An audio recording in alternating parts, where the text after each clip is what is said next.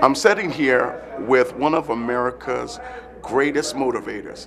Not just America's greatest motivator, but the world's greatest motivator, in the person of Les Brown. Now listen, this man has motivated people around the world, crossed cultural barriers, has done many things to help people, inspired thousands, even millions of people. And in inspiring all these people, there's some great, extraordinary stories that stand out. In Philadelphia, there's a young man by the name of Mike Jones that was absolutely inspired by this man's motivational talents and speaking. And we're going to talk about that today with Les, and he's going to tell us how this whole connection came together with Mike Jones. Talk to us about that, Les. Well, first of all, thank you very much for the opportunity to share some moments with you right now.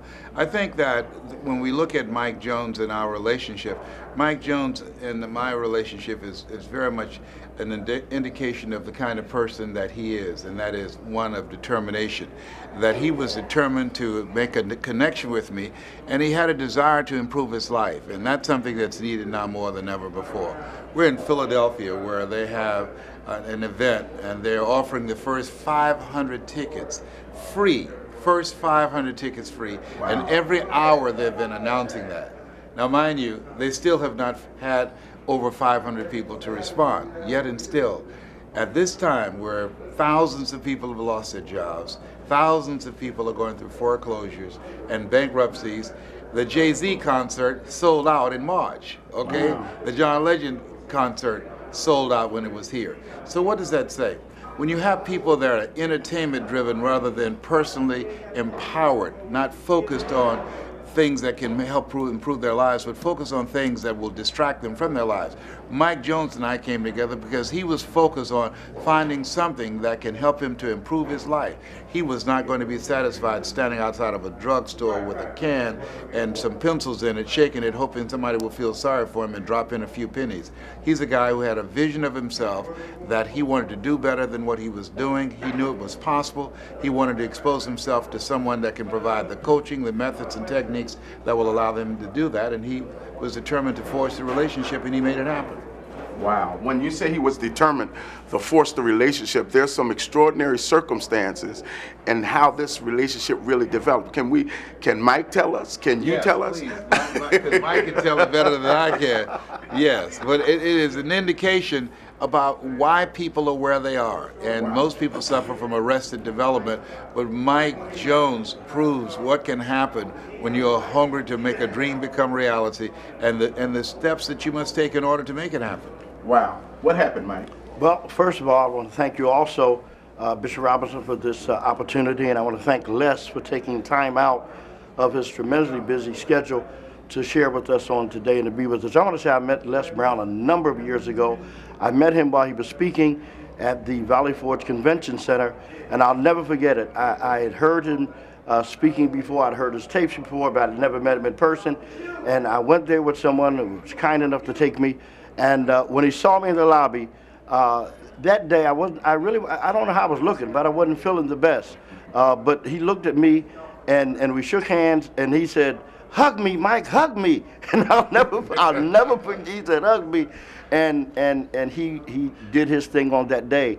And I don't know, well, that next day, you know, I took the liberty to call the hotel and find out where he was and connected with him on the phone.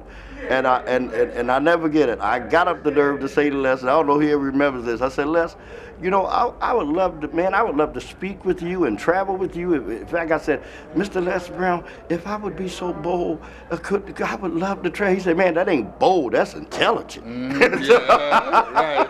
And so once I got my foot in the door, and I thought to myself, I said, "Oh boy, I'm in now." I started talking to him, and so I started to deal with him like I dealt with other people. And I said, "Man, Les, I got a brilliant idea. Man, we could make a lot of money." Now, I didn't know at this time that this man back then was making $25,000, $30,000 an hour. What? But I was telling him I had an idea. But me and he could make a lot of money. Right. He would listen to me for a while, then he said, Mike, wait a minute, Mike, wait a minute. He said, "Mike, how much you make?" I said, "Well, I guess I figured about $500, $600 a month." A month. Not a week, a month.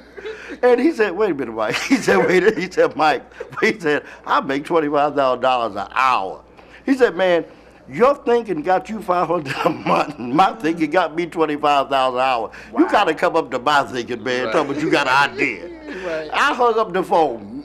I never forget, I hung that phone up in that half-empty apartment. I'll never forget it. Man, phone that, I said, you know what? The next time that man talked to me, I ain't going to be making no $500 a month. And that, the rest was history. Yeah. Wow, wow.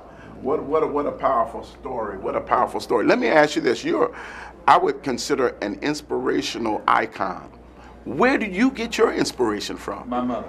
Yeah. Wow. I always say that all that I am and all that I ever hope to be, I owe to my mother. Just as Mike's grandmother inspired him.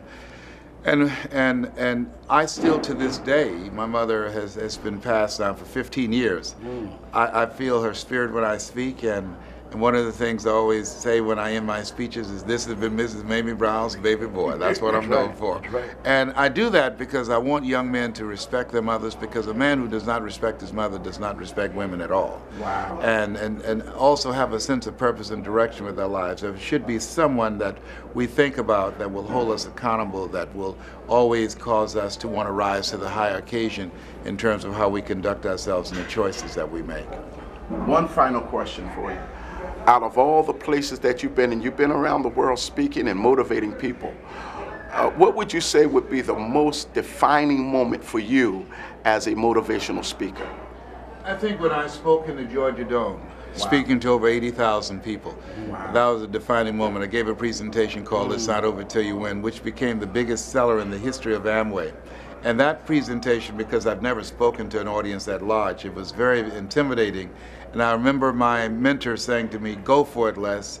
Just pretend you're in your living room and go all out. You are Mamie's boy. They came to hear you. You didn't come to hear them. Wow. Thank you so much. Thank you. I appreciate you and the work that you're doing. Thank you, and Mr. Jones, we're excited about the possibilities. Thank you. All right. Take care. Thank you.